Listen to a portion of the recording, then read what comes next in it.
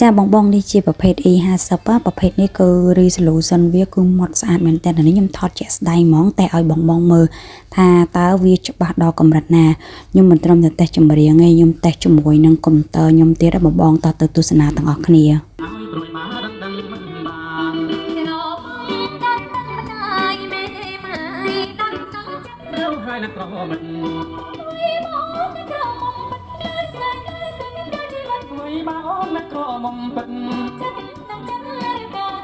ហើយបងនេះគឺជាកម្មវិធីរបស់ម៉ាស៊ីនគឺមាន home setting app video music setting ហ្នឹងគឺយើងសម្រាប់សេរីអីហើយខ្ញុំមានរបៀបនៃការប្រាប់បងប្រើប្រាស់របៀបនៅក្នុង setting សេរី zoom ឬក៏សេរីជ្រាបជ្រុងអីនៅក្នុងនឹងទាំងអស់បងហើយមួយទៀតវីដេអូអីក៏ស្អាតដែរ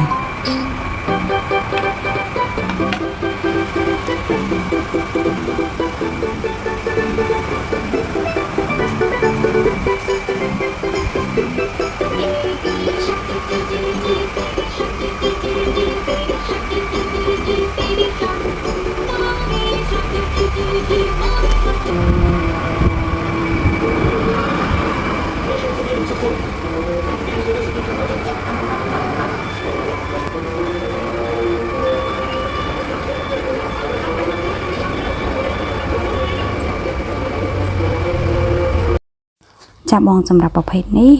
បងអាចភ្ជាប់ជាមួយនឹងកុំព្យូទ័រក៏បានដែរយើងអាចប្រើប្រជុំខ្នាតតូចបានទៀតសម្រាប់ E50 នេះក្រៅពីកំសាន្តគ្រួសារហើយបង